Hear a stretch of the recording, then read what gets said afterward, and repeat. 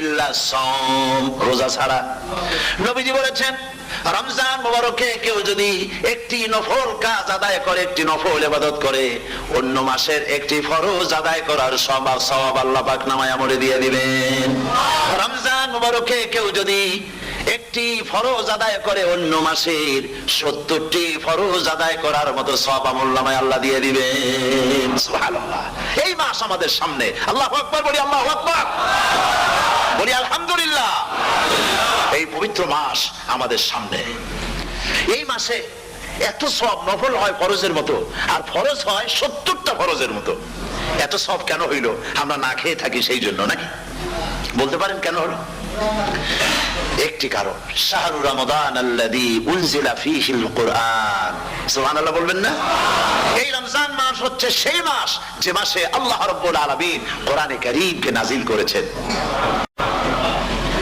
এই মাসের মধ্যে একটি রাত আছে, খায়রুম মিন আলফি শাহর, যে রাতটি 1000 মাসের চাইতে বেশি গুরুত্বপূর্ণ আল্লাহর কাছে। সুবহানাল্লাহ।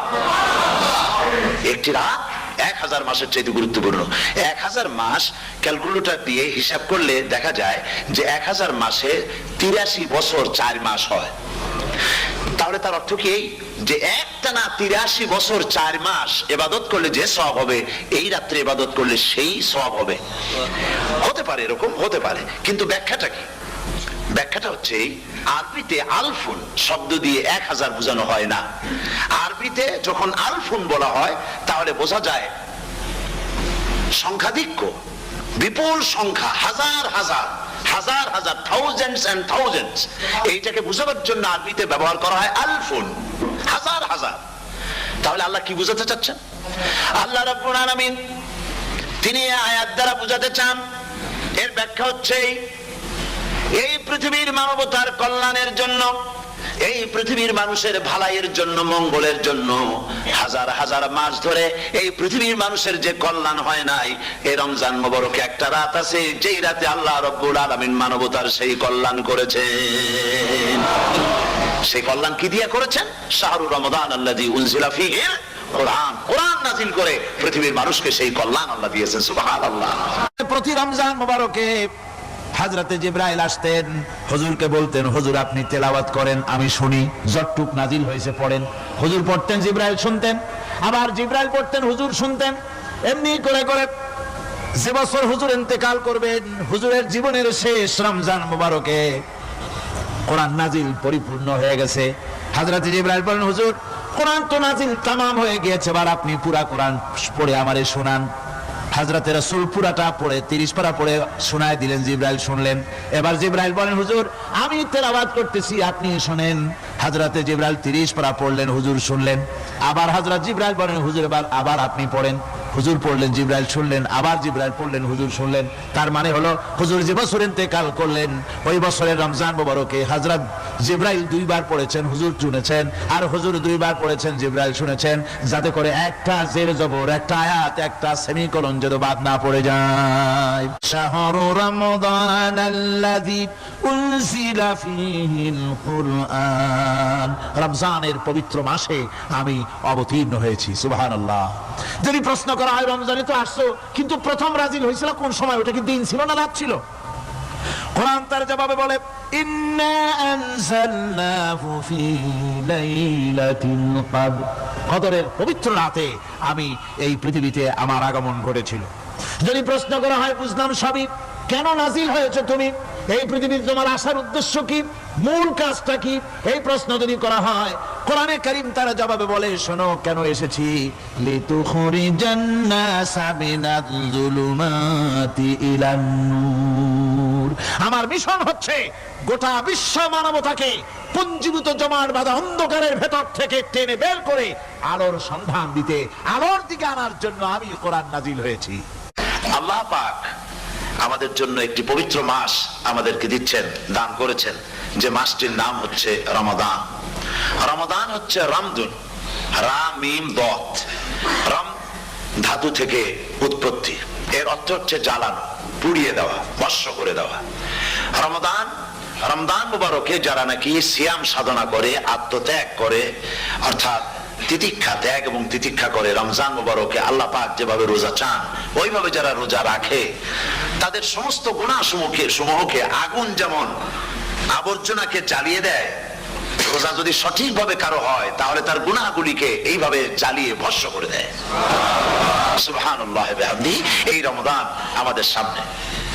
আমি আমার আলোচনার শুরুতে আমি আপনাদের খেদমতে আরজ করতে চাই যে মাসটির মধ্যে আমরা প্রবেশ করতে যাচ্ছি, দুটি জিনিস আমাদের সামনে এখন। একটি হচ্ছে আমরা মাহে রমজানকে ইস্তেকবাল করতে যাচ্ছি, মাহে রমজান আমাদের সামনে। দোয়া করে নেই যে আল্লাহ পাক এই পবিত্র রমজানের সম্মান করার মতো তৌফিক আমাদেরকে দান করো, আর যেভাবে রোজা রাখলে পরে তুমি খুশি হও সেইভাবে আমাদেরকে রোজা রাখার তৌফিক দান করো, বলি আমিন। এটি হচ্ছে সর্বশ্রেষ্ঠ মাস আল্লাহ পাক মুসলমানদের জন্য দান করেছেন। আবারও বলি আলহামদুলিল্লাহ। কোরআন শরীফের মধ্যে আল্লাহ সমস্ত ইবাদতের কথা বলেছেন, কিন্তু ডিটেইলস আলোচনা করেন নাই। হজ করতে হবে, কিন্তু ওকুফে আরাফা করতে হবে, রমিয়ে হিজার করতে হবে, রমিয়ে জিবাল করতে হবে, তারপরে 7 বার তাওয়াফ করতে হবে, সাফা মারওয়া সাই করতে হবে, এগুলি কিন্তু কোরআন শরীফে আসে নাই, ডিটেইলস আসে নাই। নামাজ পড়তে হবে, কিন্তু জোহরে কয় রাকাত, আসরে কয় রাকাত, মাগরিবে কয় রাকাত, এই রাকাতগুলি কিভাবে বিন্যস্ত করতে হবে কোরআন শরীফে তা আসে নাই, বর্ণনা করা হয়নি। যাকাত দিতে হবে, কিন্তু কত টাকা হলে কত টাকা দিতে হবে, কত মন ধান হলে কতটুকু দিতে হবে, কত ছাগল হলে, কত গরু হলে, কত পরিমাণ সোনা হলে, কত পরিমাণ দ্রব্য মজুদ থাকলে যাকাত দিতে হবে, এর বিস্তারিত বিবরণ কোরআন শরীফে আসে নাই। চিন্তা হতে পারে যে তাহলে এগুলো আমরা পাইলাম কই? আমরা পেয়েছি কোরআনের ব্যাখ্যা হচ্ছে রাসূল করিম সাল্লাল্লাহু আলাইহি ওয়াসাল্লাম, হুজুর এটাকে আমাদেরকে বলে দিয়েছেন। তিনি শারে ছিলেন, শরীয়ত প্রণেতা ছিলেন। তো সমস্ত ইবাদতকে আল্লাহ পাক সংক্ষেপে সংক্ষেপে তিনি আউটলাইন অথবা গাইডলাইন তিনি দিয়েছেন আল্লাহ পাক। রমজান মুবারক হচ্ছে একমাত্র ইবাদত যে রমজান সম্পর্কে আল্লাহ পাক ডিটেইলস পূর্ণ একটি রুকু আল্লাহ পাক আলোচনা করেছেন। সুবহানাল্লাহ। রোজা শুরু করবেন কোনখান থেকে, শেষ করবেন কোথায় গিয়ে, সফরে প্লেনে যখন চলবেন তখন আপনার রোজার অবস্থা কি হবে, যদি দেশে যান তখন কি হবে, অসুস্থ হলে কি হবে, কিভাবে রোজা রাখবেন, কিভাবে রোজা ভাঙবেন, তারপরে কখন শুরু হবে, কখন কি হবে ইত্যাদি বিস্তারিত বিবরণ। রোজার মতো করে এত অন্য কোন ইবাদতের ব্যাপারে আল্লাহ এতটা বলেন নাই যতটা বলেছেন রোজার ব্যাপারে। তাহলে নিশ্চয়ই বুঝতে পারছেন রোজাটা অত্যন্ত গুরুত্বপূর্ণ ইবাদত, সবটাই গুরুত্বপূর্ণ, কিন্তু রোজাটা আল্লাহর কাছে বেশি গুরুত্বপূর্ণ। সুবহানাল্লাহ। আচ্ছা, বেশি গুরুত্বপূর্ণ কেন সে কথা কি বলবো? অবশ্যই বলবো। বেশি গুরুত্ব এই কারণে আল্লাহ পাক বলেছেন, এটা হচ্ছে হাদিসে কুদসি। আল্লাহ পাক বলেছেন আস-সাওমু লি ওয়া আনা আজজি বিহি। অন্য রিওয়ায়াতে এসেছে ওয়া আনা উজজা বিহি। আস-সাওমু লি, রোজা হলো আমার জন্য। কে বলতেছেন বলুন তো?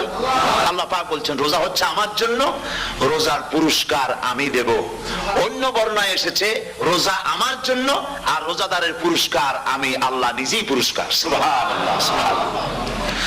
তাহলে প্রশ্ন আসে, আল্লাহ পাক বলছেন রোজা আমার জন্য, আস-সাওমু লি। আল্লাহ তো এই কথা কোথাও বলেন না আস-যাকাতু লি, আস-সালাতু লি, আল-হাজ্জু লি।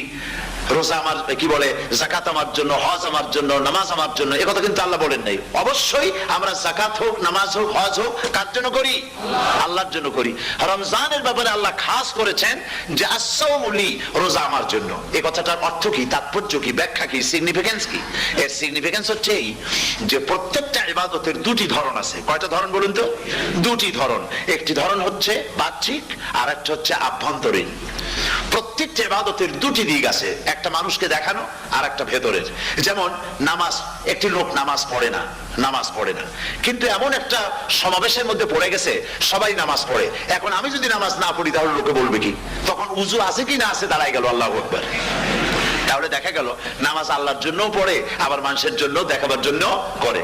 যাকাত এটা দেয় মানুষে, তার নিয়তটাকে আল্লাহ পাক ভালো জানেন। কিন্তু কিছু লোক তেমন আছে যাকাতের নামে লুঙ্গি, আমাদের দেশে আছে, এখানে কি করে আমি জানি না, লুঙ্গি শাড়ি কিনে তারপরে বাড়িতে সব জমা করে এরপরে গরিবদের দাওয়াত দেয় এবং সকলকে দেখায় এভাবে লুঙ্গি দিল, শাড়ি দিল, লোকেরা দেখলো যে যাকাত দিল, খুব যাকাত দিয়েছে। কোরবানির ব্যাপারে এভাবে বিরাট একটা গরু কিনলো, কিনে মানুষকে দেখাইলো। চট্টগ্রামে আছে সবচেয়ে বড় দামের গরু একটা কিনে গরুর গলায় মালা একটা পরাইয়া তারপরে শহর ঘুরায়। এখন অবশ্যই এটা কমে গেছে আগের থেকে অনেক। মানুষ দেখুক যে ও মুখে এই গরুটা কোরবানি করেছে। এটা কি কোরবানির জন্য হলো না মানুষকে দেখাবার জন্য হলো? হজ, টাকা আছে, লোকেরা বলবো কি যে এত টাকার মালিক তাও হজে যায় না, সুতরাং যাই একটু হজ করে আসি। তাহলে হজ করা গেল, আবার মানুষকে দেখাবার জন্য করলো। দুটি জিনিস আছে। কিন্তু একমাত্র রোজা রোজা যদি কেউ রাখে মানুষকে দেখাবার জন্য সকাল থেকে শুরু করে সন্ধ্যা পর্যন্ত না খাইয়া কোনো পাগলও থাকবে না। বলেন আপনারা ঠিক কিনা? সে তো মানুষকে দেখাবার জন্য দাঁত টাত পরিষ্কার করে নিল আর দুপুরে ভাত খাই নিল, বউতেও টের পাইল না। পারবে কিনা? পারবে। টয়লেটে গিয়ে খাই নিল ভালো করে, কোন একটা আড়াল জায়গা নিয়ে খেয়ে গেল, বাচ্চা দেখলো না, বউতেও দেখলো না, খেয়ে নিল, তাহলে সে তো রোজা রাখলো না। আল্লাহ পাক বলছেন আস-সাওমু লি, রোজা হচ্ছে আমার জন্য। যে রোজা রাখে আমার জন্যই রাখে, মানুষকে দেখাবার জন্য সারাদিন না খেয়ে থাকার কোনো প্রশ্নই ওঠে না। সুবহানাল্লাহ। সুতরাং রোজা যে রাখলো সে আমার জন্যই রাখলো। ওয়া আনা আজজি বিহি, রোজার পুরস্কার আমি আমার হাত দিয়ে দেব। সুবহানাল্লাহ, আমার হাত দিয়ে দেব। ম্যানেজার যদি বলে এই কাজগুলি করলে পরে বেতন, নির্ধারিত বেতন পাবা, আর এইটা যদি করো তাহলে বেতনটা আমি দেবো আমার হাত দিয়া, তাহলে এমপ্লয় যারা তারা বুঝতেই পারবে যে মালিক যখন নিজেই দেবে তাহলে ম্যানেজারের মতো দেবে না, মালিক মালিকের মতোই বড় করে দেবে। তো আল্লাহ পাক ফেরেশতাদের কাছে এটা রাখেন নাই, সব নাকি তোমরা লেখো গিয়া, আর রোজার সওয়াব আমার হাত দিয়ে আমি দেব। সুবহানাল্লাহ। এরপরে আল্লাহ পাক বলছেন, অন্য রিওয়ায়াতে এসেছে রোজা আমার জন্য, আর রোজাদারের পুরস্কার আর কিচ্ছু না, রোজাদারের পুরস্কার আমি আল্লাহ নিজেই পুরস্কার হয়ে যাব। সুবহানাল্লাহ। হাদিস শরীফে এসেছে রোজা রাখলে পরে ক্ষুধার কারণে, খালি পেটে থাকার কারণে টক্সিন জাতীয় এক প্রকারের গ্যাস তৈরি হয় পেটের ভেতরে, স্টমাকের মধ্যে, ফলে মুখে এক রকমের দুর্গন্ধের সৃষ্টি হয়। নবীজি বলেছেন রোজাদারের মুখের থেকে যে গন্ধ বের হয় আল্লাহ পাকের কাছে রোজাদারের মুখের গন্ধ মেশক আম্বারের চাইতে বেশি পবিত্র। আপনার মুখের গন্ধটাও আল্লাহর কাছে পবিত্র। রোজাদারের জন্য, রোজাদারদের জন্য জান্নাতের একটি দরওয়াজা খাস করে রাখা হয়েছে, যার নাম রায়্যান। এই দরওয়াজা রোজাদারদের জন্য, কেবলমাত্র রোজাদারেরা সেখান থেকে প্রবেশ করবে, আর কেউ প্রবেশ করতে পারবে না। এই রোজাদারদের সম্পর্কে আল্লাহ পাক বলেছেন, হাদিস শরীফে এসেছে, বুখারী শরীফের হাদিস, রাসূল করিম সাল্লাল্লাহু আলাইহি ওয়াসাল্লাম বলেছেন লিস-সাইমি ফারহাতান, ফারহাতুন ইনদা ফিতরিহি ওয়া ফারহাতুন ইনদা লিকাই রাব্বিহি। রোজাদারের জন্য দুইটা খুশি। কয়টা খুশি বলুন তো? কে বলছেন? আল্লাহ রাসূল বলছেন রোজাদারের জন্য দুইটা খুশি। লিস-সাইমি ফারহাতান, দুটি খুশি। ফারহাতুন ইনদা ফিতরিহি, একটা খুশি হচ্ছে ইফতারের সময়। এই ফিতরিহিতে, এই ফিতরিহি দুটি কথা, এই একটি কথার দুটি ব্যাখ্যা হয়। একটা হচ্ছে ইফতারের সময়, ইফতারের কথা বলা হয়েছে, আর ঈদের কথাও এর মধ্যে বলা হয়েছে। ইফতারের সময় হলো একটা খুশি, আর একটা খুশি হচ্ছে ইনদা লিকাই রাব্বিহি, যখন রোজাদারের সঙ্গে আল্লাহ পাক দেখা করবেন তখন হবে আরেকটা খুশি। তার মানে হচ্ছে রোজাদারদের সঙ্গে স্পেশাল আল্লাহ রাব্বুল আলামিন সাক্ষাৎকারের ব্যবস্থা করবেন। সুবহানাল্লাহ। তাহলে দুটি জিনিস হলো, একটা হলো ইফতারের জন্য দুটো, রোজাদারের জন্য দুটো খুশি, একটা হলো ইফতারের সময়, আর একটা হচ্ছে আল্লাহর সঙ্গে যখন দেখা করবে। তো ইফতারের যে খুশিটা, এই খুশি রোজাদার ছাড়া কেউ বুঝবে না। ইফতার সারাদিন রোজা রাখার পর সামনে পেঁয়াজি, বেগুনি, সালাদ, তরমুজ, মিষ্টি, তারপরে আম্বালা সুইট মিটের নানান রকমের মিষ্টি, এরপরে মুড়ি, কত কিছু সব সামনে নিয়ে বসে আছে। দেখছেন অবস্থা? সমস্ত কিছু সামনে বসা, ঘড়ির দিকে তাকানো। আপনি যদি 5 মিনিট আগে খান, ফেরেশতা এসে মুখের উপর থাপ্পড় মারবে, বেটা খাইলি কেন? বলবে কেউ? বলবে না। কোন ফেরেশতা লাঠি নিয়ে দাঁড়ায় আছে? দাঁড়ায় নাই, কিন্তু আপনি খাচ্ছেন না কেন? সুবহানাল্লাহ, সুবহানাল্লাহ বলবেন না? অন্তত 1500 বছর আগে আল্লাহ রাব্বুল আলামিন নির্দেশ করে রেখেছেন, সূর্য সাদা হওয়া থেকে, পূর্ব দিগন্ত সাদা হওয়া থেকে শুরু করে পশ্চিম দিগন্তে যখন কালো রেখা দেখা দেবে, যখন মাগরিব হয়ে যাবে, সূর্যাস্ত যাবে, ততক্ষণ পানাহার আর স্ত্রী সম্ভোগ থেকে বিরত থাকো। 1500 বছর আগের আল্লাহ রাব্বুল আলামিনের এই নোটিশ কিভাবে কার্যকরী হচ্ছে উম্মতের মধ্যে, মুসলমানদের ভেতরে। খাবার সামনে আছে, পিপাসা লেগেছে, এখন তো পিপাসা লাগে না, খুব ঠান্ডার সময়, এখন রোজা রাখতে খুব মজা হবে, তাই না? খুব মজার রোজা। কিন্তু এই রোজা যখন জুন মাস আর জুলাই মাসে আসবে, তখন টের পায় মানুষ রোজা কাকে বলে। প্রচন্ড পিপাসা, সামনে সব খাবার পড়ে আছে, একটা খাবারের দিকে রোজাদারের হাত যায় না, ঘড়ির দিকে তাকায় আর চুপ করে বসে বসে আল্লাহর জিকির করতে থাকে। আল্লাহ কয় ফেরেশতারা, দেখ এই বান্দা বানাইতে নিষেধ করছিলি, সুবহানাল্লাহ। আল্লাহ খুশি হয়ে যায়। রোজাদার অপেক্ষা করতে থাকে, ঠিক যখন কাটায় সময়টা এসে গেছে, তখন আল্লাহর নাম করে খুরমা দিয়ে, পানি দিয়ে ইফতার শুরু করে দিল। আল্লাহ পাক খুশি হয়ে গেলেন। এই যে ইফতার, সারাদিন রোজা রাখা ইফতার করায় যে মজা, রোজা রাখলো না এরকম লোকেরাও কিন্তু ইফতার করে, করে না?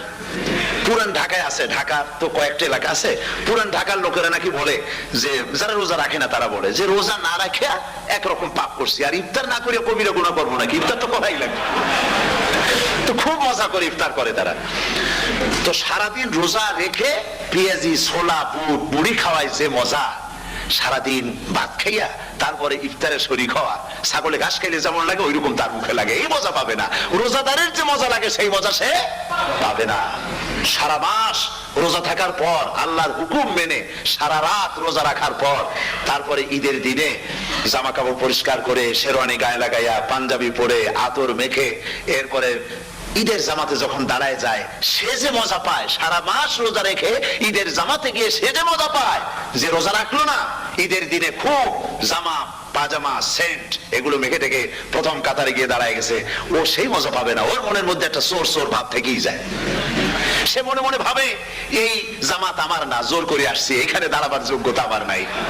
মনের মধ্যে সে একটা অপরাধী ফিল করে, সে ফিল করতে থাকে।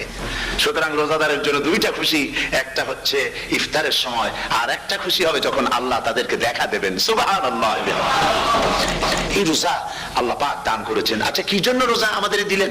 এই জন্য দিয়েছেন যে একটা মাস পৃথিবীর মুসলমানরা না খেয়ে থাকুক দিনের বেলায়, ওই না খেয়ে থাকা যে খাবারগুলি বাঁচবে এগুলি আল্লাহ অন্য কোন এলাকার মানুষদের খাওয়াবেন নাকি? এই জন্য করেছেন রোজা, এই জন্য করেন নাই। রোজার ফজিলত আল্লাহর নবী বলেছেন, রমজান মুবারকের এত ফজিলত, মানুষ যখন কোন ইবাদত করে আল্লাহ পাক সেই ইবাদতের নেক আমলের সওয়াব 10 থেকে শুরু করে 700 পর্যন্ত বাড়ায় দেন। 10 থেকে শুরু করে 700 করে 700 বাড়ায় দেন, ইল্লা সাওম, রোজা ছাড়া। নবীজি বলেছেন রমজান মুবারকে কেউ যদি একটি নফল কাজ আদায় করে, একটি নফল ইবাদত করে, অন্য মাসের একটি ফরজ আদায় করার সওয়াব আল্লাহ পাক নামায়ে আমলে দিয়ে দিবেন। রমজান মুবারকে কেউ যদি একটি ফরজ আদায় করে, অন্য মাসের 70টি ফরজ আদায় করার মতো সওয়াব আমলনামায় আল্লাহ দিয়ে দিবেন। সুবহানাল্লাহ। এই মাস আমাদের সামনে, আল্লাহু আকবার বলি, আল্লাহু আকবার বলি, আলহামদুলিল্লাহ। এই পবিত্র মাস আমাদের সামনে, এই মাসে এত সওয়াব, নফল হয় ফরজের মতো আর ফরজ হয় 70টা ফরজের মতো। এত সওয়াব কেন হইল? আমরা না খেয়ে থাকি সেই জন্য নাকি? বলতে পারেন কেন হলো? একটি কারণ, শাহরু রমাদান আল্লাযী উনজিলা ফীহিল কুরআন। সুবহানাল্লাহ বলবেন না? এই রমজান মাস হচ্ছে সেই মাস যে মাসে আল্লাহ রাব্বুল আলামিন কোরআনে কারীমকে নাযিল করেছেন। এই মাসের মধ্যে একটি রাত আছে, খায়রুম মিন আলফি শাহর, যে রাতটি 1000 মাসের চাইতে বেশি গুরুত্বপূর্ণ আল্লাহর কাছে। সুবহানাল্লাহ। একটি রাত 1000 মাসের চাইতে গুরুত্বপূর্ণ। 1000 মাস ক্যালকুলেটর দিয়ে হিসাব করলে দেখা যায় যে 1000 মাসে 83 বছর 4 মাস হয়। তাহলে তার অর্থ কি এই যে একটানা 83 বছর 4 মাস ইবাদত করলে যে সওয়াব হবে, এই রাত্রে ইবাদত করলে সেই সওয়াব হবে। হতে পারে, এরকম হতে পারে, কিন্তু ব্যাখ্যাটা কি? ব্যাখ্যাটা হচ্ছে আরবিতে আলফুন শব্দ দিয়ে 1000 বোঝানো হয় না। আরবিতে যখন আলফুন বলা হয় তাহলে বোঝা যায় সংখ্যাধিক্য, বিপুল সংখ্যা, হাজার হাজার হাজার হাজার, থাউজেন্ডস এন্ড থাউজেন্ডস। এইটাকে বোঝানোর জন্য আরবিতে ব্যবহার করা হয় আলফুন, হাজার হাজার। তাহলে আল্লাহ কি বোঝাতে চাচ্ছেন? আল্লাহ রাব্বুল আলামিন তিনি আয়াত দ্বারা বোঝাতে চান, এর ব্যাখ্যা হচ্ছে এই পৃথিবীর মানবতার কল্যাণের জন্য, এই পৃথিবীর মানুষের ভালাইয়ের জন্য, মঙ্গলের জন্য হাজার হাজার মাস ধরে এই পৃথিবীর মানুষের যে কল্যাণ হয় নাই, এই রমজান মুবারকে একটা রাত আছে যেই রাতে আল্লাহ রাব্বুল আলামিন মানবতার সেই কল্যাণ করেছেন। সেই কল্যাণ কি দিয়ে করেছেন? শাহরু রমাদান আল্লাযী উনজিলা ফীহিল কুরআন, কোরআন নাযিল করে পৃথিবীর মানুষকে সেই কল্যাণ আল্লাহ দিয়েছেন। সুবহানাল্লাহ। বন্ধুগণ, কোরআন, কোরআন কি নিয়ামত আমাদের কাছে! সেই নিয়ামতকে আমরা চিনলাম না, আমরা বুঝতে পারলাম না কত বড় নিয়ামত আল্লাহ আমাদের দান করেছেন। এই কোরআন যেন আপনি শুনতে পারেন, পড়তে পারেন, বুঝতে পারেন। সেই জন্য আল্লাহ রাব্বুল আলামিন শরিয়াত কি সুন্দর ব্যবস্থা করেছে। কোরআন শোনার জন্য রমজান মুবারকে তারাবিহের নামাজের ব্যবস্থা করা হয়েছে। সুবহানাল্লাহ, সুবহানাল্লাহ। যারা সব সময় পড়তে পারেন না, কোরআন তেলাওয়াত জানেন না, অথবা সারা বছর এক খতম কোরআন শরীফ পড়া হয় না, শরিয়াত কি সুন্দর বিধান করলো যে আপনি যেন 30 পারা কোরআন শরীফ শুনতে পারেন। এই ব্যবস্থা তারাবিহের নামাজের মধ্যে শরিয়াত করে দিয়েছে। আলহামদুলিল্লাহ, আলহামদুলিল্লাহ। যাদের টাকা কড়ি আছে আমি তাদেরকে অনুরোধ করব, যদি পারেন তাহলে মেহেরবানি করে রমজান মুবারকে উমরা পালন করবেন। আমি উমরার নিয়ত করে এসেছি, ঢাকা থেকে উমরার নিয়ত করে এসেছি, আপনাদেরকে দেখে গেলাম। আর আমি এখান থেকে ডাইরেক্ট মদিনা মুনাওয়ারায় চলে যাব ইনশাআল্লাহ। লাইলাতুল কদর পর্যন্ত হারামাইনুশ শরীফাইনে কাটাতে চাই, নিয়ত করেছি। আপনারা দোয়া করুন আল্লাহ যেন কবুল করেন। কি মজা যখন আপনি হারামাইনুশ শরীফাইনে যখন তেলাওয়াত শুনবেন, আপনার কাছে মনে হবে যেন কোরআন শরীফ নাজিল হতেছে। সুবহানাল্লাহ। সেখানে তো নামাজের পরে হাত তুলে মোনাজাত করা হয় না, শুধুমাত্র রমজান মুবারকে বেতেরের নামাজের মধ্যে ইমাম সাহেব হাত তুলে মোনাজাত করেন। গত বছর রমজান মুবারকের লাইলাতুল কদরে আমি ছিলাম, গত কয়েক বছর ধরে আল্লাহ যাওয়ার তৌফিক দিয়েছেন দয়া করে। সেখানে লাইলাতুল কদরে পত্রিকাগুলি লিখেছে 30 লাখের উপরে লোক ছিল মক্কা শরীফের হারাম শরীফে, 30 লাখের উপরে। যখন তেলাওয়াত হচ্ছে, মোনাজাত করতেছেন ইমাম সাহেব কাঁদতেছেন, মোনাজাত করতেছেন, কাঁদতেছেন, আর গোটা হারাম জুড়ে কান্না রোল পড়ে গিয়েছে কিভাবে কাঁদতেছেন। সারাদিন মানুষ রোজা রেখে তারপর ইফতার করতে যখন বসে, আমি সেই জান্নাতের কথা কেমনে আপনাদের বুঝাবো? রসগোল্লা কেমন লাগে বক্তৃতা দিয়ে 6 ঘন্টা বক্তৃতা দিয়েও বোঝানো যাবে না। যদি মুখের মধ্যে ঢুকাইতে পারি তাহলে বুঝবেন যে মজাটা কি। এটা তো আমি বুঝাইতে পারবো না কি মজাটা লাগে। সারাদিন রোজা রাখার পর সমস্ত লক্ষ লক্ষ মুসল্লিরা বসে আছে মক্কা শরীফে, কাবা শরীফ সামনে, এখানে বসে আছে। রোজাদারের সামনে আছে জমজমের পানি আর মদিনা মুনাওয়ারার খুরমা, আল্লাহর ঘর সামনে। জান্নাতের থেকে আর কাকে বলে? সুবহানাল্লাহ। আর মসজিদে নববীর ভিতরে মদিনার আকর্ষণ কাশাস আলাদা। মদিনা শরীফের আপনাকে যদি পাইয়া যায় কোন আরব, কোন মাদিনী, আপনারা ছাড়বি না, আদর করে পাশে বসাবে, তোমারে আমি এই জিনিস খাওয়াবো, এইটা দিয়ে ইফতার করাবো, আমার কাছ দিয়ে তুমি উঠতেই পারবে না, আপনাকে জোর করে বসায় দিবে। মসজিদে নববীতে রিয়াদুল জান্নাহ রাসূল করিম সাল্লাল্লাহু আলাইহি ওয়াসাল্লামের কবর শরীফের কাছে বসে আপনি ইফতার করতেছেন, কত বড় নসিব। সেই জন্য আমি বলি, হলিডে করার জন্য আমেরিকা, সিঙ্গাপুর, হাবিজাবি এই সমস্ত ঘুরে কোনো লাভ নাই। হলিডে করতে চান, রমজান মুবারকে চলে যান হারামাইনুশ শরীফাইন, মদিনা আল মুনাওয়ারা, মক্কা আল মুকাররমা। কপাল খুলে যাবে, জিন্দেগীর সমস্ত গুনাহ খাতা আল্লাহ পাক maaf করে দিবেন। রাসূল করিম সাল্লাল্লাহু আলাইহি ওয়াসাল্লাম বলেছেন, রমজান মুবারকে যে উমরা করলো সেজন্য হজ আদায় করলো। সুবহানাল্লাহ। অন্য রিওয়ায়াতে এসেছে, যে ব্যক্তি রমজান মুবারকে উমরা করলো সেজন্য আমার সাথে হজ আদায় করলো। সুবহানাল্লাহ। তো বলতেছিলাম যে কোরআনে কারীম হচ্ছে একটি বিরাট নিয়ামত। এই নিয়ামত শোনানো হয় রমজান মুবারকে। আমি এবার এসে খুব খুশি হলাম একথা শুনে যে ইস্ট লন্ডন মসজিদ তারা একটা ব্যবস্থা করেছে, সুন্দর একটা রেডিও তারা আবিষ্কার করেছে। না কি করছেন আপনারা? ট্রান্সমিটার তৈরি করেছেন। ওনারা ওখানে রেডিও বিক্রি করেন, আপনারা ওটা খরচ করেছেন, তারা হাজার হাজার পাউন্ড খরচ করে টাওয়ার বানিয়েছেন এবং একটা ফ্রিকোয়েন্সি তারা নিজেরা নিয়েছেন, আর রেডিওগুলি 125 পাউন্ড করে ওনারা দিচ্ছেন খরচ হিসেবে। এটা যারা নিয়ে যায় ঘরের মধ্যে বসে তারাবিহের তেলাওয়াত তারা শুনতে পাবেন। মহিলারা অনেক সময় আসতে পারেন না, মহিলারা ঘরে বসে শুনতে পারবেন। ওই ইস্ট লন্ডন মসজিদে যত ওয়াজ হবে, তেলাওয়াত হবে, নামাজ হবে, আজান হবে, ওয়াজ হবে, জিকির হবে, সব আপনার ঘরে বসে আপনি শুনতে পারবেন। আল্লাহ রাব্বুল আলামিন এই ইকদামকে, এই পদক্ষেপকে আল্লাহ কবুল করুন, সবাই বলেন আমিন। এবং প্রত্যেকের ঘরে ঘরে এই রেডিও পৌঁছে যাক, আমরা বলি আমিন। আল্লাহ যেন কবুল করেন। আপনি ঘরে বসে মসজিদের সমস্ত প্রোগ্রাম পেতে পারবেন। আর কি সুন্দর, সেখানে যিনি তেলাওয়াত করেন, আজান দেন, আলহামদুলিল্লাহ, তার আজান শুনলে পরে তো মনে হয় যে আমি মক্কা শরীফে চলে গেছি, মদিনায় চলে গেছি। আর তেলাওয়াত কত সুন্দর, আলহামদুলিল্লাহ। আল্লাহ তার প্রতি রহম করুন, আমরা বলি আমিন। সুতরাং বলতেছিলাম যে পবিত্র রমজানুল মুবারক এটি কি, জিনিসটা কি, জিনিসটা বোঝানোর জন্য আমি বলি, যেমন এই ঘড়িটা এটা কেনার পর 2-1 বছর পর এটা ফাস্ট হয় অথবা কি হয়, স্লো হয়ে যায়। তখন এটাকে সারার জন্য আমরা হসপিটালে দেই। হসপিটাল মানে লন্ডন হসপিটাল না, ঘড়িরও হসপিটাল আছে। তো ঘড়ির হসপিটালে দিলাম, ওরা এটাকে দেখে শুনে ওয়াইলিং করে টরে দিল ঠিক মতো। একবার যদি ঠিক করে দিল, আবার আমার 1-2 বছর চললো, আর কোনো ডিস্টার্ব করবে না, ঠিক কিনা?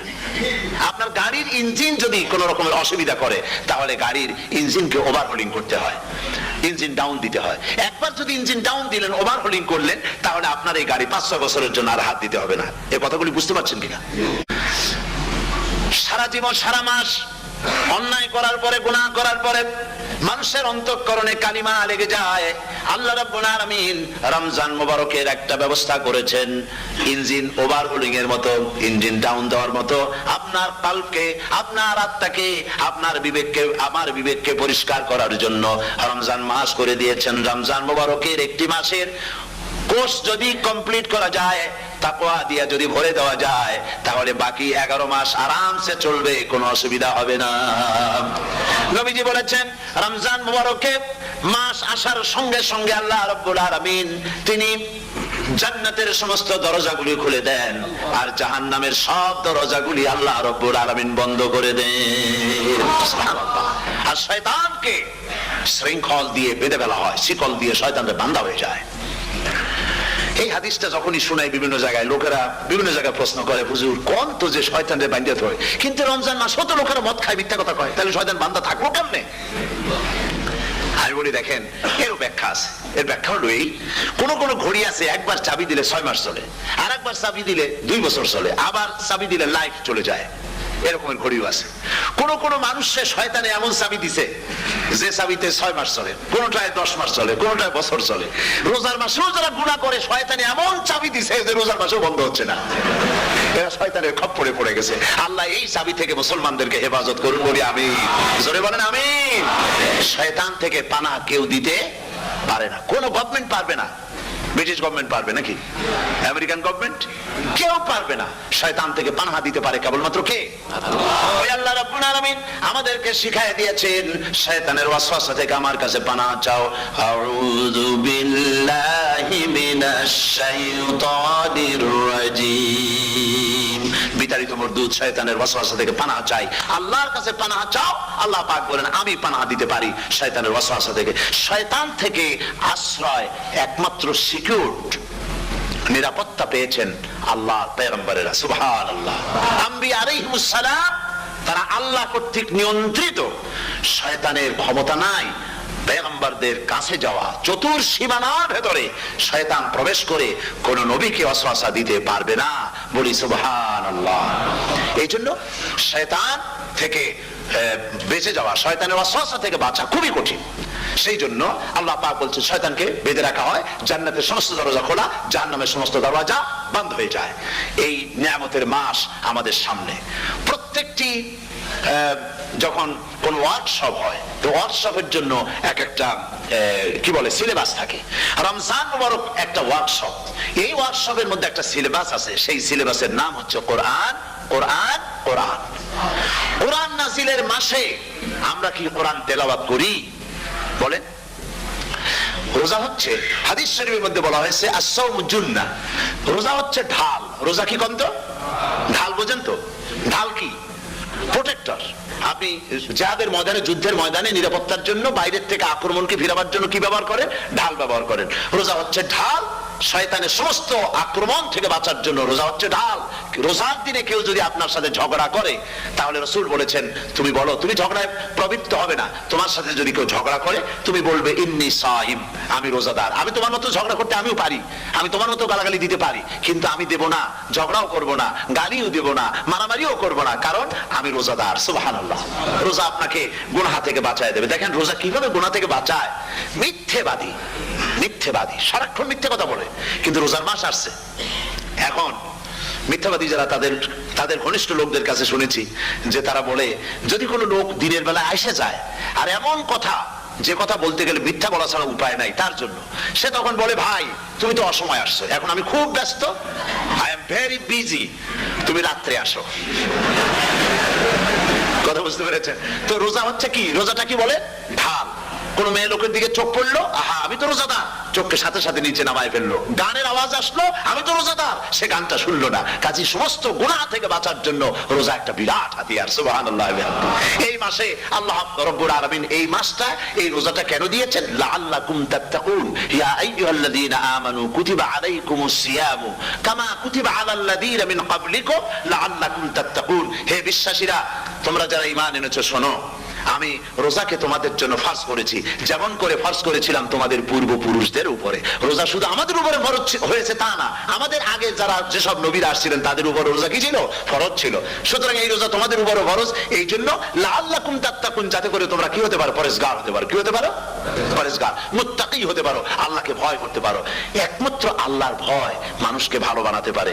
একটা মানুষ জান্নাতে যাওয়ার জন্য, জাহান্নাম থেকে বাঁচার জন্য একটা জিনিস, কয়টা জিনিস বলেন? একটি জিনিস যদি ভেতরে থাকে তাহলে সমস্ত গুনাহ থেকে বাঁচতে পারে, আর একটি জিনিস যদি না থাকে তাহলে এমন কোন কাজ নাই পৃথিবীতে যা সে করতে পারে না। সেই কাজটার নাম কি? তাকওয়া। সবাই বলেন কাজটার নাম কি? তাকওয়া। যদি ভেতরে আল্লাহ পাকের ভয় থাকে, রব্বুল আলামিন আমাকে দেখছেন, তিনি আমাকে শুনতেছেন, এই ভয় যদি অন্তঃকরণের ভিতরে থাকে তাহলে এই লোকটি কোনো গুনাহের কাজ করতে পারবে না, মিথ্যা বলতে পারবে না, ওজনে কম দিতে পারবে না, খাদ্যে ভেজাল দিতে পারবে না, শয়তানি বদমাশি করতে পারবে না। আর যদি এই জিনিসটির অভাব থাকে, যদি তাকওয়া না থাকে, তাহলে সমস্ত অন্যায় কাজ সে করতে পারবে। এই জন্য আল্লাহ রাব্বুল আলামিন বলেন রোজা এই জন্য দান করেছে যাতে করে, রোজার মাস এই জন্য দিলাম লাআল্লাকুম তাত্তাকুন, তোমাদের ভিতরে তাকওয়ার সৃষ্টি হয়। এই ওয়াজ আমি আপনাদের সামনে অনেকবার করেছি। হযরত ওমর রাদিয়াল্লাহু তাআলা আনহু রাতের বেলায় ঘুরতে ঘুরতে দেখেন এক বাড়িতে আলো জ্বলছে, শেষ রাত। এই রাত্রে বাড়িতে আলো জ্বলে কেন? ভাবলেন কোনো অসুখ বিসুখ হলো নাকি। তো উনি কাছে গেছেন, গিয়ে কান পেতে শুনতেছেন। বাড়ির মালিক বুড়ি তার যুবতী মেয়েকে ডেকে বলছে, মা ওঠো, তাড়াতাড়ি ওঠো। কেন? কয় যে সকাল তো হয়ে গেল, দুধ দই এনেছি, আমি দুধ এনে রাখছি, এখন তুমি পরিমাণ মতো সবটা পাত্রে পানি দিয়ে ভরে দাও, তাহলে ওজন বেশি হবে আর আমরা ভালো লাভ করতে পারবো। মেয়ে বলছে, মা তুমি বলো কি, এটা আমার দ্বারা সম্ভব না। কেন সম্ভব নয়? হযরত ওমর এক ফরমান জারি করেছেন, তিনি বলেছেন দুধের মধ্যে পানি মিশাতে নিষেধ করেছেন। তাছাড়া রাসূল করিম সাল্লাল্লাহু আলাইহি ওয়াসাল্লাম খাদ্যদ্রব্যে ভেজাল দিতে নিষেধ করেছেন। কাজী হযরত ওমরের এই নির্দেশকে আমি অমান্য করতে পারবো না।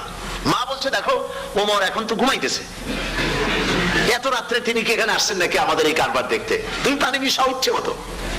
মেয়ে বলছে, মা হযরত ওমর ঘুমাতে পারেন, তার পুলিশেরা, তার গোয়েন্দা বিভাগের লোকেরা ঘুমাতে পারেন, হযরত ওমরের চোখকে ফাঁকি দেওয়া যাবে, হযরত ওমরের পুলিশকে ফাঁকি দেওয়া যেতে পারে, কিন্তু আল্লাহ রাব্বুল আলামিনের চোখকে ফাঁকি দেওয়া যাবে না।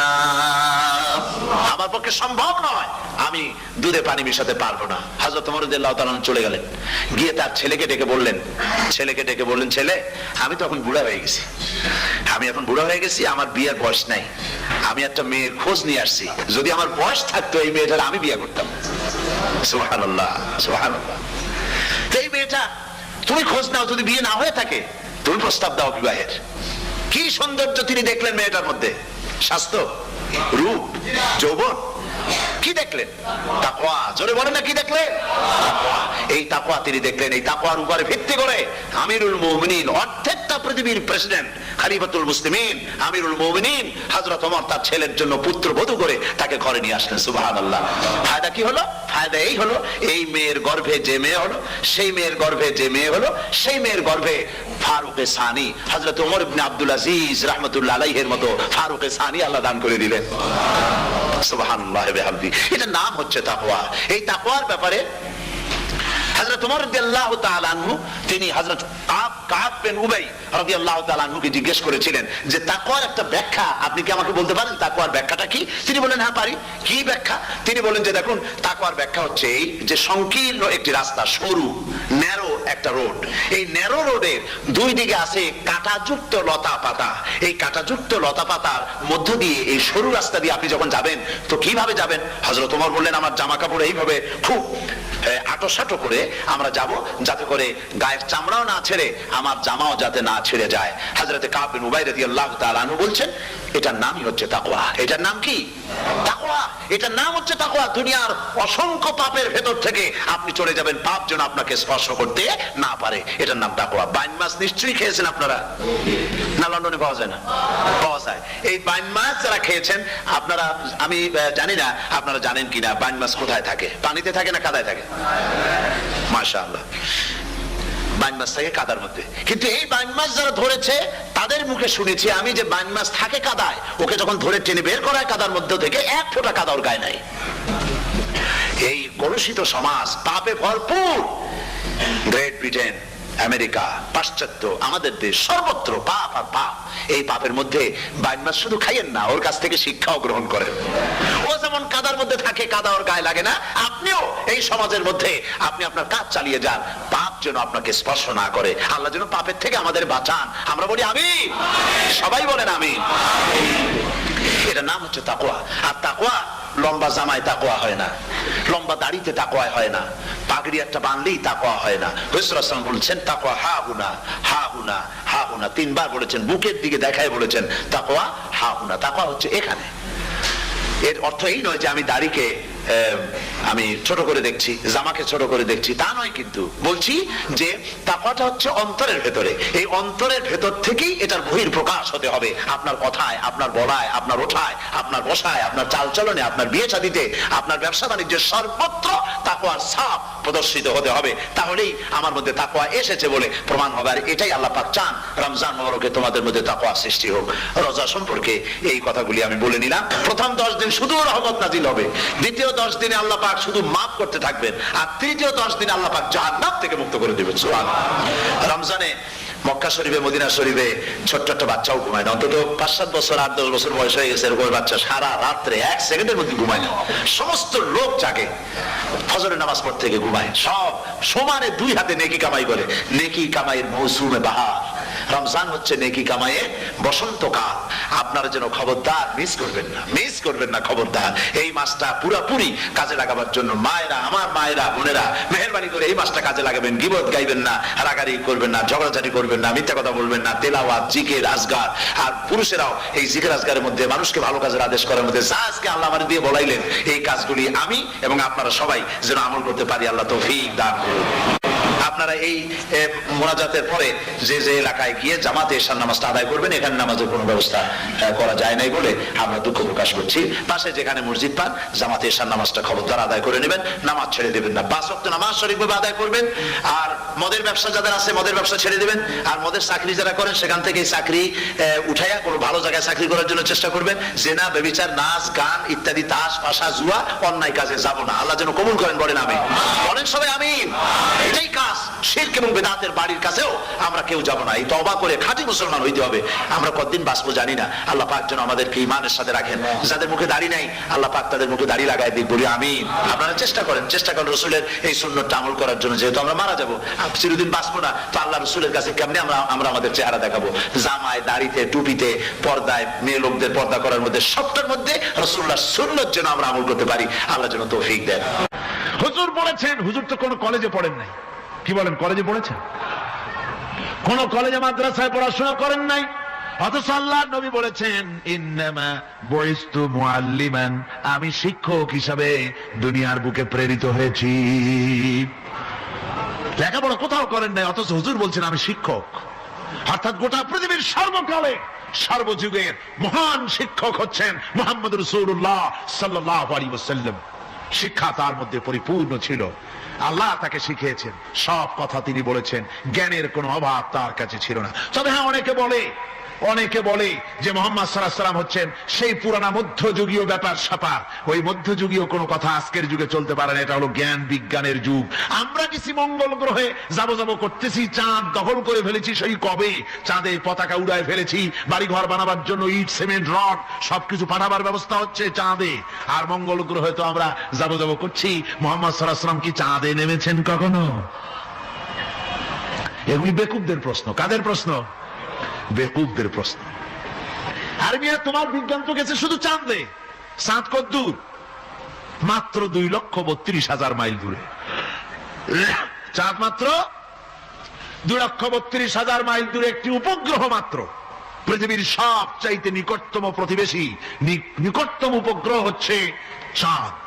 দৃষ্টান্ত দিতে গিয়ে আমি ওই ছোট্ট স্টোরিটি বুঝাবার জন্য মানুষের সামনে বলি। একবার এক স্বামী আর স্ত্রী দুজনে ঝগড়া লেগেছে। স্বামী স্ত্রীর ঝগড়ায় বেচারা স্বামী দুর্বল হয়ে গেছে। স্বামীর স্ত্রীর সামনে আর পেরে উঠছে না পারিয়া শেষ পর্যন্ত বলল, ঠিক আছে, তোমার মতো দাজ্জাল মার্কা বউর সাথে আমি আর থাকবো না, আমি চললাম। আমি এবার বিদেশেই চলে যাব, দেশেই থাকবো না। স্ত্রী কিছু বলতেছে না। স্বামী দেখে যে সন্ধ্যা পর্যন্ত স্ত্রী তাকে সাধেও না, মহা সমস্যা। বলেও বেচারা মুসিবতে পড়েছে, প্রেস্টিজ কনসার্ন হয়েছে, ইজ্জতের ব্যাপার। শেষ পর্যন্ত জায়নামাজ বালিশ টালিশ পেঁচাইয়া বিদেশের উদ্দেশ্যে নিজেকে তৈরি করে বারান্দায় নেমে বললো যে মাগরিবের রক্ত যখন হয়েই গেল, মাগরিবটা পড়ে নেই। মাগরিব পড়েছে, দোয়া তাসবিহ ইত্যাদি পড়ছে, দেখেনি স্ত্রীর পক্ষ থেকে কোনো কি দাওয়াত আসে যে আপনার যাইয়া কাম নাই। তো স্ত্রী বেচারিও বুঝে ফেলেছে তার স্বামীর দৌরত্ব কত দূর, সেই জন্য সেও আর কিছু ক্ষয় হয় না। এসা রক্ত যখন হয়ে গেছে তখন বিড় করে স্বামী বেচারা বলছে, মানুষ নাকাউয়ার জাত, সন্ধ্যার আগে ছিলাম কোথায় আর এখন আসলাম কোথায়। বউ ঘরে বসে কয় যে বুঝছি, আর যাওয়া লাগবে না বিদেশে, ঘরের থেকে বারান্দায় নামি তুমি বলো মানুষ না কাউয়ের জাত, সন্ধ্যায় ছিলা কোথায় এখন নামছো কোথায়, তোমার আর বিদেশে যায় কাম নাই, তুমি ঘরে এসে মশারির মধ্যে ঢোকো। বুঝলেন? তো পৃথিবী থেকে মাত্র 2,32,000 মাইল দূরে চাঁদ, সেই চাঁদে অবতরণ করে বলছে মুহাম্মদ সাল্লাল্লাহু আলাইহি ওয়াসাল্লাম কি চাঁদে গেছে? আরে বেকুব, 2,32,000 মাইল দূরের চাঁদ নয়, 9,30,00,000 মাইল দূরের সূর্য নয়, কোটি কোটি সহস্র কোটি মাইল দূরের গ্যালাক্সি নয়, মিল্কি ওয়ে নয়, সমস্ত তারকারাজি গ্রহ পুঞ্জ সব কিছুকে পেরিয়ে গিয়ে 7 আকাশ ফুড়ে মুহাম্মদ সাল্লাল্লাহু আলাইহি সাল্লাম আরশে আজিম ভ্রমণ করেছেন, যা পৃথিবীর কোন বিজ্ঞানের পক্ষে সম্ভব নয়। সুতরাং মুহাম্মদ সাল্লাল্লাহু আলাইহি সাল্লাম সর্বকালের সর্বযুগের সব ব্যাপারে শ্রেষ্ঠ মহান ব্যক্তিত্ব। এরপরে আল্লাহ রাব্বুল আলামিন বলছেন, وَخَلَقْنَاكُمْ أَزْوَاجًا, আমি তোমাদের নারী এবং পুরুষের জোড়া পয়দা করেছি। অর্থাৎ এই পৃথিবীতে আল্লাহ রাব্বুল আলামিন মানুষের একটি সেক্স পয়দা করেন নাই, দুটি প্রকার করেছেন, একটি হচ্ছে নারী আর একটি পুরুষ। এই নারী আর পুরুষ আল্লাহ পাকের এটি একটি বিরাট কুদরত। এই নারী এবং পুরুষ সৃষ্টি করে পরস্পরের প্রতি আল্লাহ আকর্ষণ সৃষ্টি করেছেন। দুজনের একের প্রতি অপরের আকর্ষণ আল্লাহ পাক নিজেই সৃষ্টি করে দিয়েছেন। ومن آياته أن خلق لكم من أنفسكم أزواجا لتسكنوا إليها وجعل بينكم مودة ورحمة। আমার অনেক নিদর্শনাবলীর মধ্যে এটিও একটি নিদর্শন যে আমি তোমাদের থেকে তোমাদের স্ত্রীদেরকে তোমাদের জোড়া পয়দা করেছি। আর কি করেছি, কেন করেছি? লিতাসকুনু ইলাইহা, যাতে করে তোমরা পরস্পরের কাছ থেকে শান্তি, প্রীতি, প্রেম, ভালোবাসা, মহব্বত লাভ করতে পারো। এটা আমার নিদর্শন একটি। কিরকম নিদর্শন? ভিন্ন পরিবেশে লালিতা পালিতা একটি মেয়ে ভিন্ন পরিবেশে লালিত পালিত একটি পুরুষের সঙ্গে যখন বিবাহ হয়ে যায়, আল্লাহ রাব্বুল আলামিন বলেন আমি তখন একের প্রতি অপরের মহব্বত আর ভালোবাসা আমি আল্লাহ তৈরি করে দেই। ওই মেয়েটি জানার কথা না, মেয়েটির বাড়ি হচ্ছে লংলা শ্রীমঙ্গল, বিয়ে হয়েছে দিনাজপুর।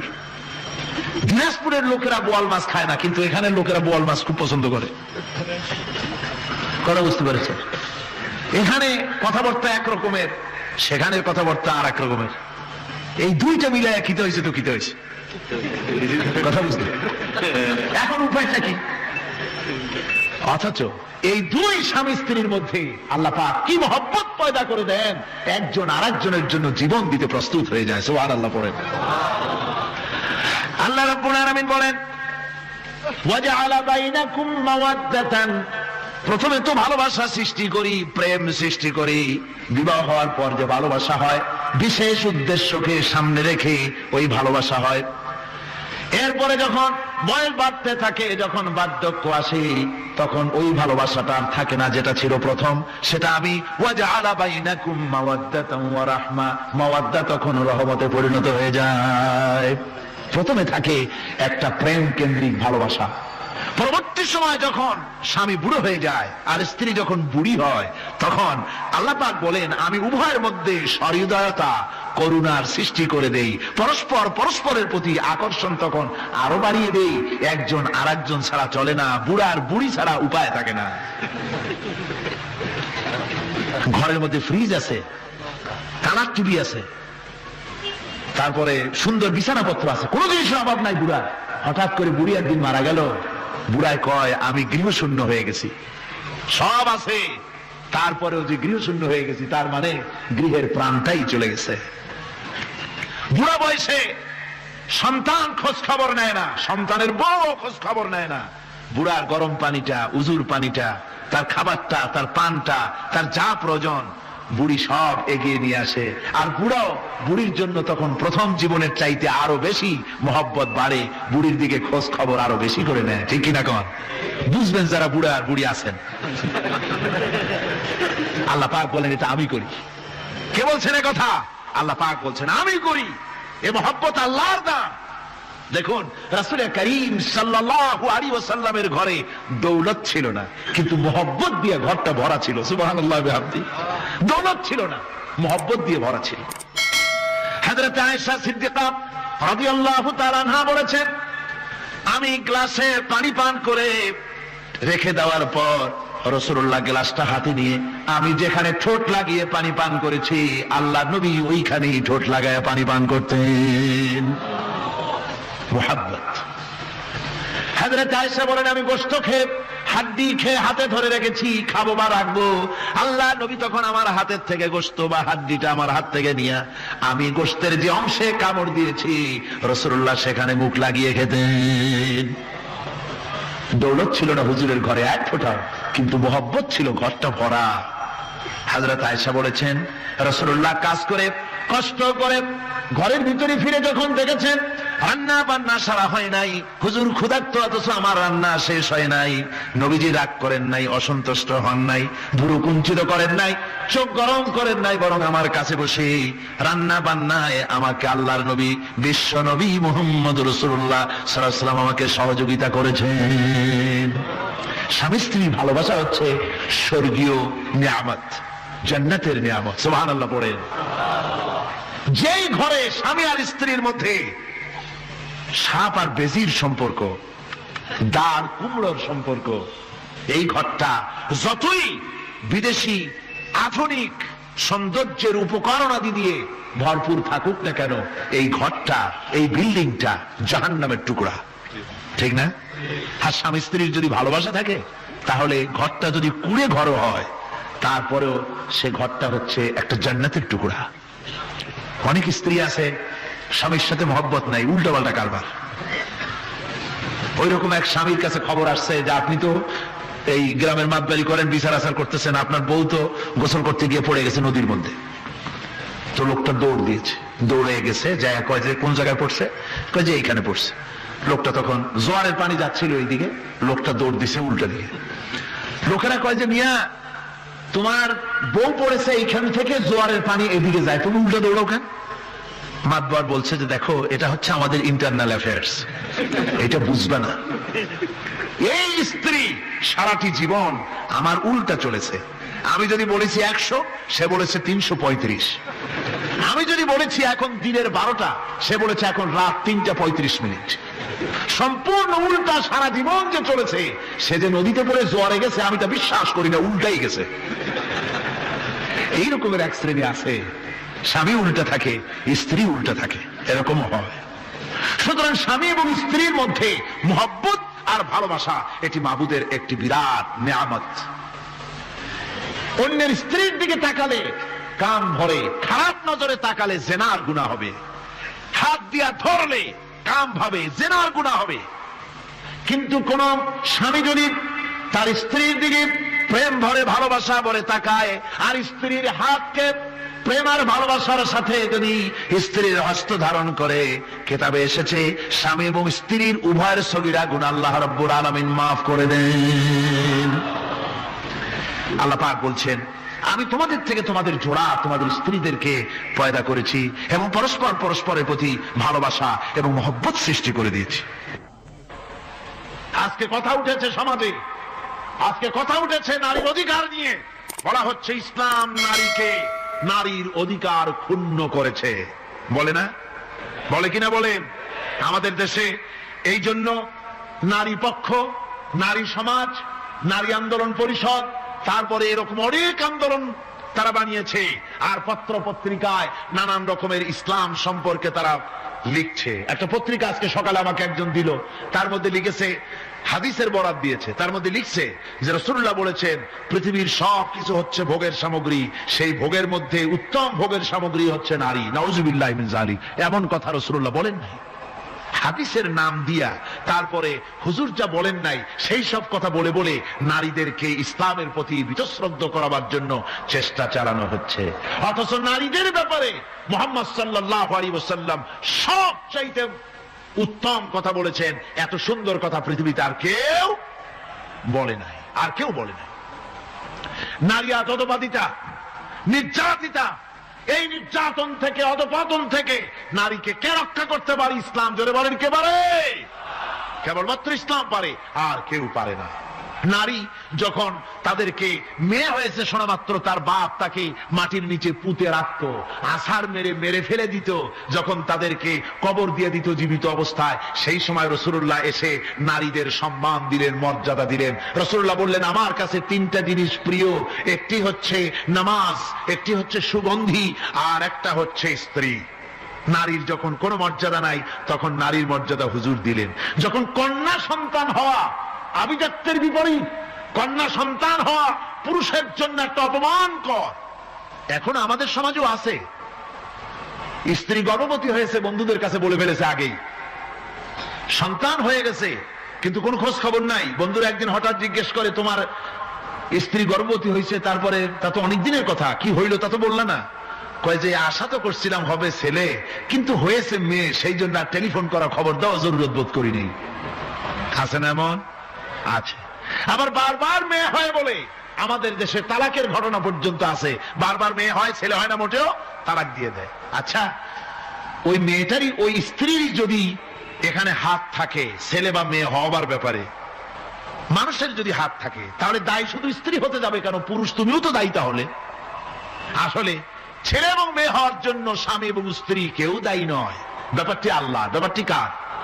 আল্লাহ রাব্বুল আলামিন বলেছেন, আমি যাকে খুশি কন্যা দান করি, যাকে খুশি শুধু ছেলে দান করি, যাকে খুশি তারে ছেলেও দেই, মেয়েও দেই, আর যাকে খুশি আমি কিছুই দেই না। এ সবটাই আমার হাত। সুতরাং রাসূল পাক সাল্লাল্লাহু আলাইহি ওয়াসাল্লাম বলেছেন, খবরদার মেয়েদের বাপকে, মেয়ের বাপকে গালি দিও না। বারবার মেয়ে হয় বলে অনেকে মেয়ের বাপকে গালি দেয়, তাচ্ছিল্য করে, টিটকারি করে। হুজুর বলেছেন, মেয়ের বাপকে বিদ্রুপ করো না, গালি দিও না, যেহেতু আমি মুহাম্মদ সাল্লাল্লাহু আলাইহি ওয়াসাল্লাম মেয়েদের বাপ। রাসূল পাক সাল্লাল্লাহু আলাইহি ওয়াসাল্লাম বলেছেন, যে ঘরে একটা কন্যা সন্তান জন্মগ্রহণ করে, যে ঘরের ভিতরে একটি কন্যা সন্তান জন্মগ্রহণ করে, ওই ঘরের ভিতরে আল্লাহ রাব্বুল আলামিনের রহমতের ফেরেশতা ঢুকে সালাম দেয় আর বলে, আসসালামু আলাইকুম ইয়া আহলাল বাইত, হে ঘরের মালিকেরা, তোমাদের উপরে আল্লাহর রহমত বর্ষিত হোক। রহমতের ফেরেশতারা ঘরের ভিতরে প্রবেশ করে কন্যা সন্তানটির মাথার উপরে হাত বুলায় আর বলতে থাকে, এই দুর্বল দেহ একটি দুর্বল দেহের ভেতর থেকে বেরিয়ে এসেছে, এই কন্যা সন্তানটিকে যে লালন পালন করবে আল্লাহ রাব্বুল আলামিন তাকে শান্তিতে রাখবেন। রাসূল পাক সাল্লাল্লাহু আলাইহি ওয়াসাল্লামের কাছে একজন এসে বলছে, ইয়া রাসূলুল্লাহ, আমার এক মেয়ে। হুজুর কয়, তোমার এক বেহেশত। আর একজন বলল, হুজুর আমার দুই মেয়ে। কয়, তোমার দুই বেহেশত। এরকম হাদিস আছে নাকি যে একজন বললো আমার এক ছেলে, আর হুজুর বলছে তোমার এক বেহেশত? আছে এমন? সুতরাং মেয়েকে কি মর্যাদা দিয়েছে ইসলাম। রাসূলুল্লাহ বললেন, যার তিনটি মেয়ে আছে আর ওই তিনটি মেয়েকে আদব শিক্ষা দিয়েছে, তারবিয়াত শিক্ষা দিয়েছে, দ্বীন শিক্ষা দিয়েছে, স্নেহ করে, স্নেহ দিয়ে লালন পালন করেছে, তারপরে সৎপাত্রস্থ করেছে, ওই মেয়ের লালন পালনকারী মাতা পিতা আর আমি মুহাম্মদ সাল্লাল্লাহু আলাইহি ওয়াসাল্লাম কিয়ামতের দিন একই জান্নাতে পাশাপাশি অবস্থান করব। সুবহানাল্লাহ বিহামদিহি। মেয়ের ব্যাপারে রাসূলুল্লাহ এত কথা বলেছেন, নারীদের ব্যাপারে এত কথা বলেছেন। হুজুর বলেছেন, তোমরা যখন সফরে যাবে, সফর থেকে আসার সময় আমরা অনেকে হাদিয়া তোহফা নিয়ে আসি, জামা কাপড় মিষ্টি চকলেট ইত্যাদি আমরা নিয়ে আসি, আনি না? কি বলেন, আনি না? আল্লাহর নবী বলেছেন বাইরের থেকে, সফর থেকে, বাজার থেকে হাদিয়া তোহফা ঘরের জন্য জানবে, এনে যখন তোমরা তা দেওয়া শুরু করবে, সর্বপ্রথম মেয়ে থেকে দেওয়া শুরু করবে, মেয়েকে আগে দাও। হুজুর সাল্লাল্লাহু আলাইহি ওয়াসাল্লাম তার কলিজার টুকরা মেয়ে ফাতেমাকে মহব্বত করতেন, এত মহব্বত করতেন, কোন দিকে যাওয়ার আগে সকলের সঙ্গে দেখা করে শেষে দেখা করতেন হযরত ফাতেমার সঙ্গে। আবার সফর থেকে ফিরে এসে সর্বপ্রথম তিনি দেখা করতেন হযরত ফাতেমা রাদিয়াল্লাহু তাআলা আনহার সঙ্গে। একবার হযরত আলী এবং হযরত ফাতেমার মধ্যে মনোমালিন্য হলো, হুজুরের মুখটা মলিন হয়ে গেল, রাসূল পাকের মুখ মলিন হয়ে গেল। হুজুর সাল্লাল্লাহু আলাইহি ওয়াসাল্লাম ঘরের মধ্যে প্রবেশ করলেন, হযরত আলীর ঘরে হযরত ফাতেমা এবং আলীকে এক জায়গায় বসালেন। কিছুক্ষণ পর হুজুর বেরিয়ে এলেন, হুজুরের মুখে হাসি। সাহাবা ইকরাম বললেন, হুজুর একটু আগে আপনার মুখ মলিন দেখেছি, এখন খুব উৎফুল্ল মনে হচ্ছে। হুজুর বলছেন, আমি তাদের মধ্যে মনোমালিন্যটা দূর করে দিয়ে এসেছি। ফাতেমা আমার কলিজার টুকরা, যে ফাতেমাকে ব্যথা দেয় সে আমি মুহাম্মদ সাল্লাল্লাহু আলাইহি ওয়াসাল্লামকে ব্যথা দেয়। রাসূল পাক সাল্লাল্লাহু আলাইহি ওয়াসাল্লাম কন্যাদেরকে এভাবে মর্যাদার কথা বলেছেন। এই কন্যা আস্তে আস্তে যখন বড় হয়ে যায়, যখন বধূ হয়, বধূ হিসেবে তার মর্যাদা ইসলাম কতখানি দিয়েছে, রাসূল পাক সাল্লাল্লাহু আলাইহি ওয়াসাল্লাম কতখানি দিয়েছেন আপনারা লক্ষ্য করেন। হাদিস শরীফ পড়া নাই, জানা নাই বলে আজকে এক শ্রেণীর নারীরা তারা কমিউনিস্টদের খপ্পরে পড়ে, সমাজতন্ত্রের খপ্পরে পড়ে, নাস্তিকদের খপ্পরে পড়ে গোটা মহিলা সমাজকে চেষ্টা করতেছে ইসলাম থেকে দূরে সরাবার জন্য, ঠিক কিনা? হযরত আয়েশা বলেছেন, আমি যখন ঘরে কাজ করতেছি, হুজুর বাইরের থেকে এসে দেখেছেন আমার রান্না করতে দেরি আছে, খাবার দাবার এখনো রেডি হয় নাই, হুজুর ক্ষুধার্ত, কিন্তু হুজুর ভুরু কুঞ্চিত করেননি, হুজুর বিরক্ত হননি, হুজুর আমাকে গালমন্দ করেননি, আমার কাছে বসে তিনি আমার রান্নার সহযোগিতা করেছেন। সুবহানাল্লাহি ওয়া বিহামদিহি, জোরে বলেন সুবহানাল্লাহি ওয়া বিহামদিহি।